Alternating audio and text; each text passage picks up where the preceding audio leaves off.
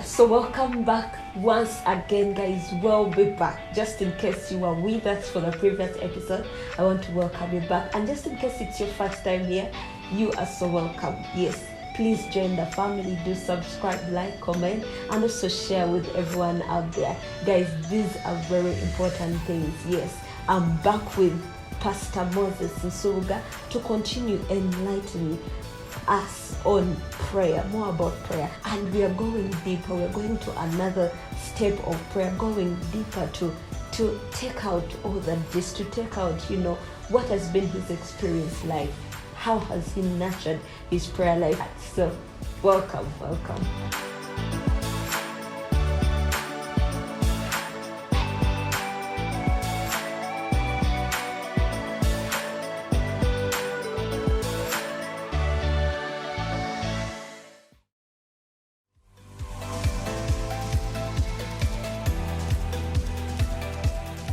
We have to come from a place of asking and go into a place of seeking.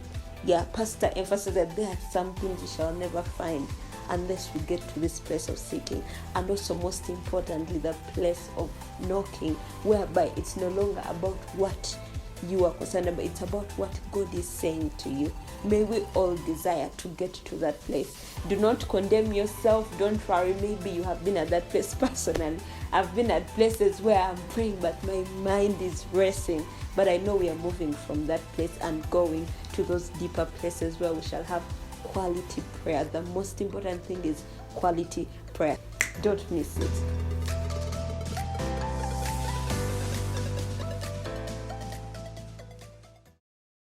One of the things, because I wanted to ask you, was how you have nurtured the prayer life, being that you had also a Muslim background. Yeah, because I don't know why it gets hard to a certain point, especially us who have grown from Sunday school. When you've been a Christian all through, there are those struggles. But now you coming from a Muslim background, but you have, that passion of prayer. But I would like you to go a little deeper in quality prayer. Okay. What is quality prayer? Okay. Yeah, how can we find the real gist of prayer? Besides, the routine thing of, I've prayed, but what is that real prayer, that effective fervent prayer that you talked about? Okay. What is that? Because actually we read the scripture a lot as Christians, but maybe we need to understand, are the two the same, like quality prayer and this effective fervent the Bible says? Or you can try to elaborate for us. Okay, so every prayer starts from quality, from quantity. Okay. Yeah, I was one of the verses that really stemmed my yearning in prayer was. I think it is knock and the door shall be open to you. Seek and you will find. And then I think it's ask. Yeah. And you receive. Ask and you will receive. Knock and the door shall be open to you. Mm-hmm. No, is it ask? Is it what comes first? Seek or knock? Ask, seek, knock. Okay. So ask and the door shall be open and you will receive. Seek and you find. Knock and the door shall be open to you.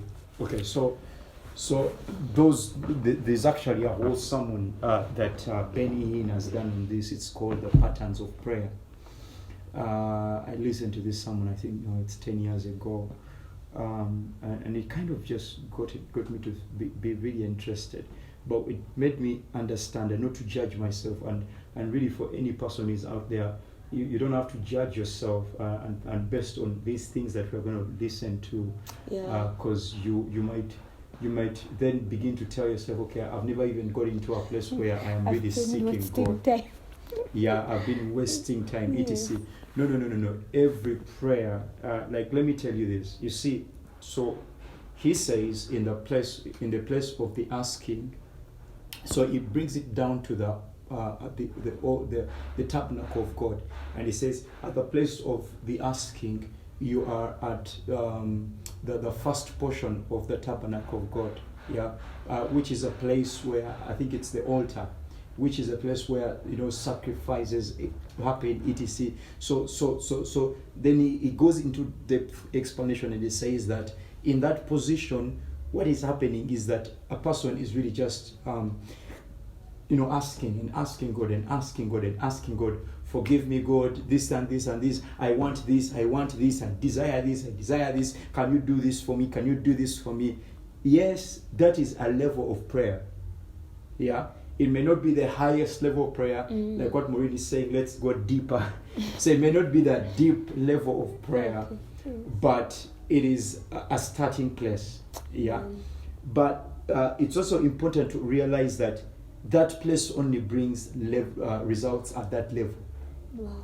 So there are certain doors that won't be opened because you've not knocked. Because it says knock and the doors shall be opened. Seek and you will find. There are certain things you cannot find in prayer because you have not sought. So yes, you start by asking, and that's why Jesus actually takes it a little bit deeper, and he tells us that, look here, yeah, you don't even have to ask, because God already knows even before you ask. He knows what you're asking for. So he's inviting you to a deeper place, and that's the place of seeking. Says seek and you will find. Now at the place of the seeking, it's a place where you're not even thinking about things of the flesh. No. When you begin to enter into a place of where you're really seeking God, you're more concerned about things that God is concerned about. Wow. So your prayer changes, even your language in prayer changes. Yeah, God, I love you. I adore you. I desire this. I desire to spend more time with you. You begin to be so concerned to fellowship with him, to love on him. So you're still in prayer. You're still in prayer, but you're not even asking. There's nothing like, Mukamba, can you this kind of thing? Yeah. You see, now there are people, and again, I'm not judging anyone, but there are people whose lives have never come to this point. Yeah. When they have literally, because I'm telling you, this is not a place you take yourself forcefully. It doesn't happen like that. So yes, as you're asking and asking and asking, and some of us will actually spend like 2 hours in the asking. And that's why I tell you that every prayer life starts from quantity. Yeah, because you're not going to have quality prayer if certain things have not happened. Yeah, so you cannot kill, especially if you've not been at a place where you have asked, sought, and knocked. The first time you do it, that thing alone can take you like 3 to 5 hours for you to get to the knocking. It can take you to 3 to 5 hours. Yeah. Now, of course, that's not to bore you and to ask you, okay, I can never have that because I don't have that much time. Yeah. So then you can discipline yourself to do it daily.